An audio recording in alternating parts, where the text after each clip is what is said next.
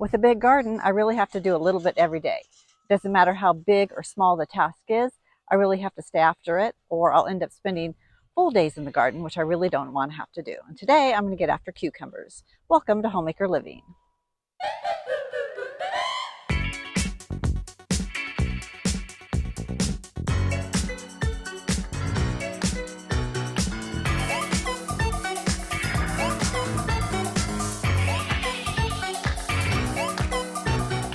Today I'm going to harvest cucumbers. I don't expect it to be an enormous harvest. This is all I have on this trellis, and I think I have like about 8 plants. I pruned them really well a few weeks ago, took off all the runners just to get them good leaders going, and then I just let them go. So now there's a bunch of runners, but that way I'll get more cucumbers. But I wanted to give them good airflow and room for pollination. So I'm just going to get to it, and I'll let you know which ones I'm harvesting in each section, and we'll see what we get. Okay, these first 2 plants are Jabai, and my daughter-in-law gifted these seeds to me. I'm not sure exactly where she got them from. I think on this side, that's all there is of Jabai. Oh, look at these teeny tiny pickling cucumbers that are starting. Okay, move on. Now I'm at the double yield pickling. I only have 2 plants in here, but I left 2 leaders on each plant. I think they're on the other side. Okay, now I've moved down to, these are Muncher cucumbers, just a regular, kind of like a straight 8, I think. And that one's probably a little bit oversized. You never anticipate them getting that big. There's another good one.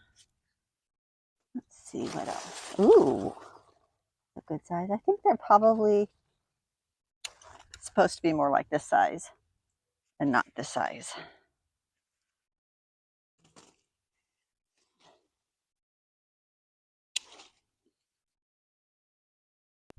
And now we'll move on to my exciting favorite one, the Armenian. Whew, that's a big one. So Armenian cucumbers, they're in the cucurbits family, so I guess that's why they call them a cucumber, because they're elongated and they look like a cucumber. But they taste like between a cucumber, a very mild cucumber flavor, and a mild melon flavor. And then recently we were just watching a show, and they said that the Armenian cucumber is actually considered a melon. So no wonder we liked it so much. And you're supposed to harvest them. This is not oversized. You're supposed to harvest them around the size, 12 to 18 inches. So I think that's perfect. And I have some others growing in here, but they're really long, but they haven't filled out yet. So I guess maybe they'll put on some girth in the next week or so. Let's go to the other side.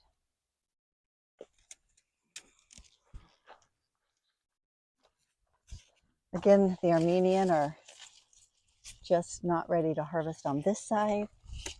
They like to hide though. Here's another munching cucumber. Got quite a few of these.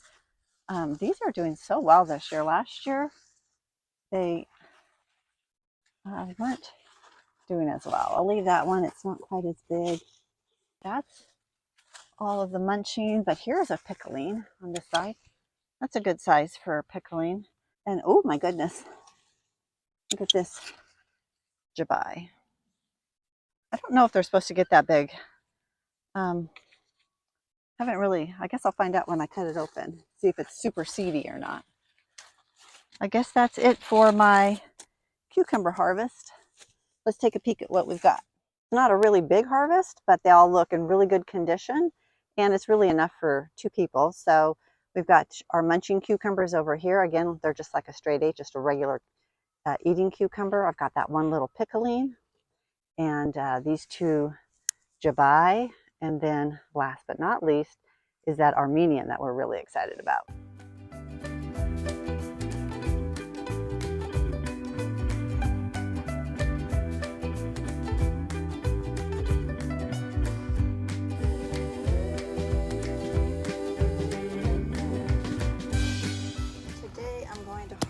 broccoli and cauliflower, just a few heads.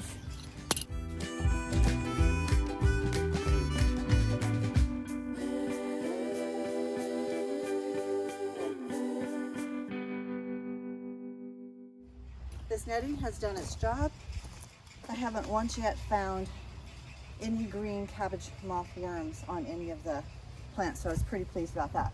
Well, let me show you these heads and the cauliflower before I harvest them.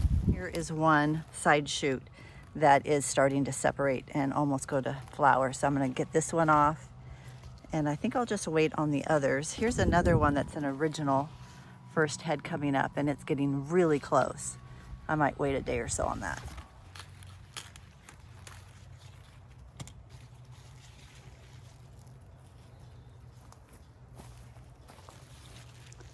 Not very big, but again, it's a side shoot, so that'll be at least one meal. I won't freeze this. We'll eat this fresh.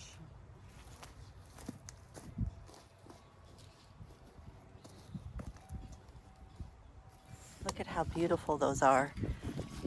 And I don't want them to get all kind of growing up. All of these little round sections kind of started growing out. I don't think I took a picture of it. And so I want to make sure neither of these do that. So we're going to get these out of there today.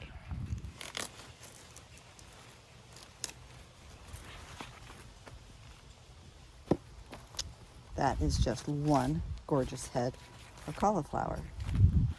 Definitely going to grow more next year. This was my first year growing cauliflower, and it did really well, like I said earlier, on the broccoli under all this netting.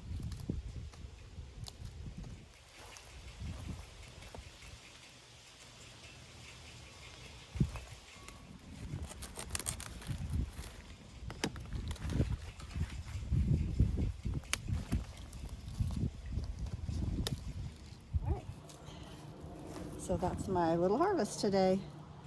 A little bit every day.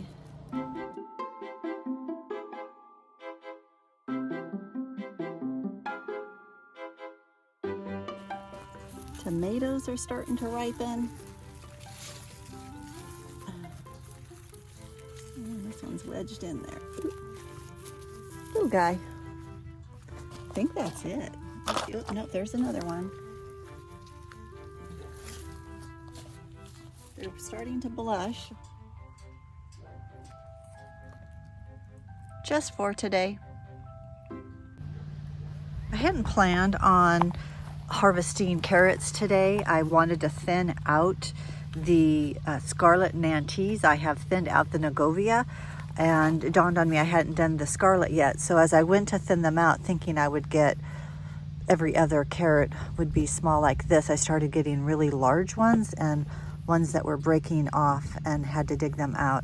That was more of a pain. But since I was getting some rather large ones, I went ahead and did all 3 rows of the Scarlet, and this is what I ended up getting, and some crazy ones too. So now I need to do the Negovia. So here are the Scarlet on this side. As you can see, they're very thin. They're looking kind of underwhelming because they're all laying over now. They're not supporting each other, but this side is all the Negovia, and I'm going to get to thinning those today. I went ahead and looked through the bed just to see on this side where I left off, and looks like I did get through the first 2 rows of thinning out enough to where I can give their neighbors room to grow. So I only have this 3rd row to do, and I don't expect much of a harvest from it, only because my carrots are behind. So I had a really bad aphid infestation early in the season, and my sister and I went through, cut down all the greens, left just a little bit that looked unaffected, and sprayed them down with soapy water, and then followed that up a couple of days with hitting them with some good water stream pressure, and that seemed to do the trick. They grew back nicely over the last 8 weeks. They look really healthy. I don't see any aphids in there. Again, like I said, the problem is I think that process put them behind because the carrots that I've been harvesting have been a lot smaller than they usually are at this time of the year. So I expect to get probably a variety of sizes. I'm going to go ahead and get to that last row there and take you in here and just show you what it looks like before I start plucking them out. So this is where it looks like I left off. You can see that I have a decent sized carrot right here. And then this one's really too close, so that's the one I would normally just pull out. And then that one's got more room. Anyway, when I could just go through there, I just kind of assess what makes sense to pull what. So let's just see, if I was to pull this guy close to here, I mean, that's a good little snacking carrot. Let's see, what else do we have in here? And if I was to pull this guy, same thing. These should be double this size by this time of year. And then, but you can see his neighbor is quite large. So they may have just been stunted in growth too, because they're just too close. That one's a little bit bigger. Let's see. And then this guy looks good size, both of these. So let's see if I can get this one without breaking it off. Yeah, oh, see, now that one is a decent size. So anyway, that's what I'm gonna do. Go through the rest of this row and follow that process. That's a nice, they keep getting a little bit bigger.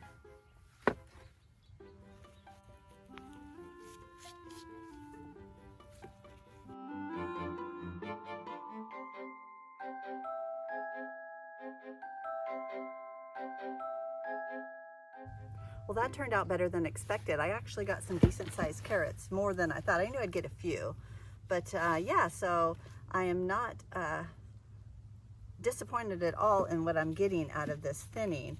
One of the things I noticed is that they're a little bit hairier than normally they would be in August. I'd expect this hairiness more so if I leave them in the ground longer, like October. But it's probably related to the whole aphid thing and cutting off the green tops and having them getting started again. So at any rate, so that's a decent sized harvest. I'll leave these in here until October, until we get a good frost or freeze, and then I'll pop them out and process them. And usually what I do is I just wash them off, let them dry, then of course take the greens out, the tops off, and put them in Ziploc bags, those big gallon bags, put them in the fridge, and monitor them throughout the season. So if they start to look like they're waning at all, I'll go ahead and blanch them and freeze them. But for the most part, I think they should last throughout the season. You know, my celery shares the bed here with the carrots, and it got annihilated by the aphids too. I'm not harvesting it today, but let me show you what it looks like. I originally planted 12 celery, and 2 have been pulled out because they died, but I only have 2 that are of decent size right now. They should be at harvesting stage, but again, I cut them down all the way when they had aphids too, and they bounced back. So these 2 are the largest, and then I have 8 that are smaller, but hopefully if I wait till end of season, they'll get bigger. I may just cover them with a frost cloth to get them a little bit farther along.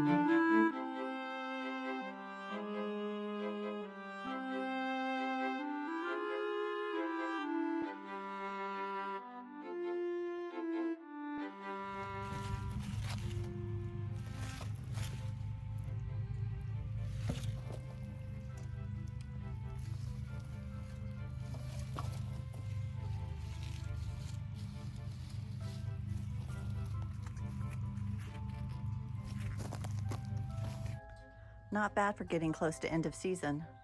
It's not what I normally get every couple of days this summer, but I'm still harvesting.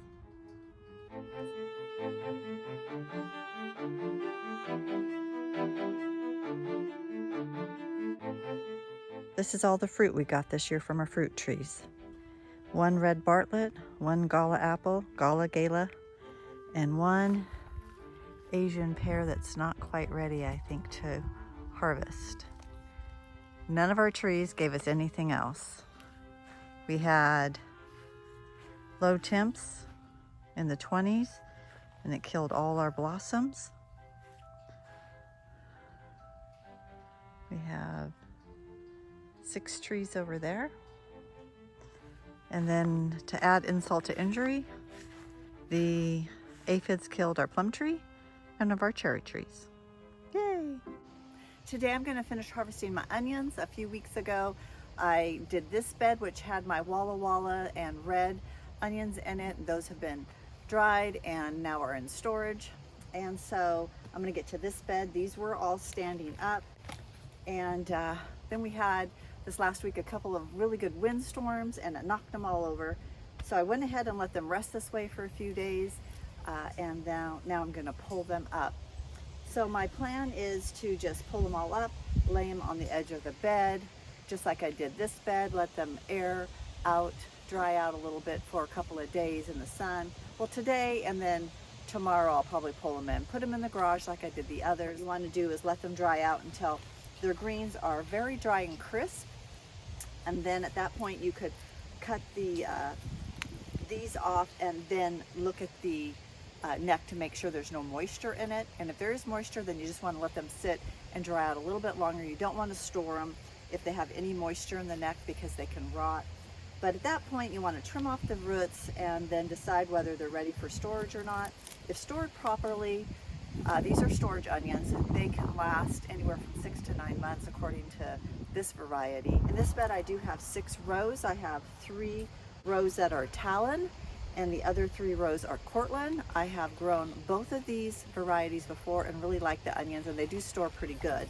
So I went ahead and went with that again this year. So I'm going to get to pulling all these out, laying them on the edge, and then just let them sit here for a day or so until I gather them up.